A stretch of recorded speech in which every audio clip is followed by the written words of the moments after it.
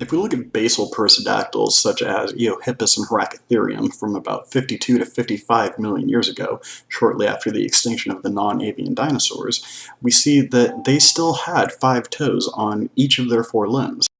On the inside of each forelimb was a small thumb or dew claw. Each of the remaining toes was equipped with a small protohoof, somewhat resembling a pachyderm-like padded hoof in which only the very tips of the toes had the hard keratinous covering.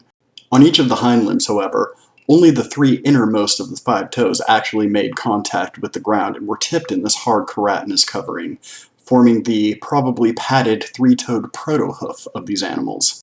The remaining 2 toes, the innermost and outermost toe on each of the hind limbs, the big toe and the pinky toe, if you'd like to call them that, were extremely reduced and did not make contact with the ground. Hyracotherium was probably an early member of the Palaeotheriidae, which is the family ancestral to modern-day rhinoceroses and tapirs. Relatives of Hyracotherium, for example the aforementioned Eohippus and Palaeotherium, are generally considered early equids, although Palaeotherium is not considered a direct ancestor to modern-day horses. Eohippus is a contender for that role. Of course, all these creatures were very similar to one another, and some would probably prefer to put all 3 creatures, Palaeotherium, Hyracotherium, and Eohippus, and any other creatures similar to them, Eurohippus, Lophiotherium, etc., within the same clade, the Palaeotheriidae, which would be under this scheme ancestral to the horses and rhinoceroses and tapirs.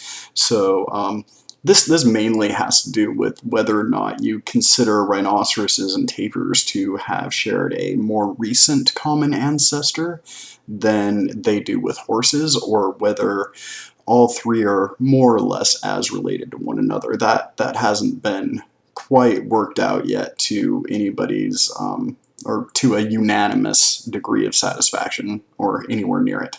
And although various species of the genus Eohippus would continue to thrive for another 20 million years, or until about 30 to 35 million years ago, very early on some of them branched off, grew taller, had longer, slenderer legs, longer faces, and by about 50 million years ago, we'd gotten Orohippus. Although Orohippus still wasn't all that different from Eohippus in its outward form, most of the evolutionary change that had taken place there had to do with the reduction of the premolars and increasing efficiency of the grinding ability of its teeth. It was slowly evolving to handle rougher foods. This evolutionary trend toward greater grinding ability in the teeth would continue for another 3 million years, until by 47 million years ago, Orohippus had given rise to Epihippus.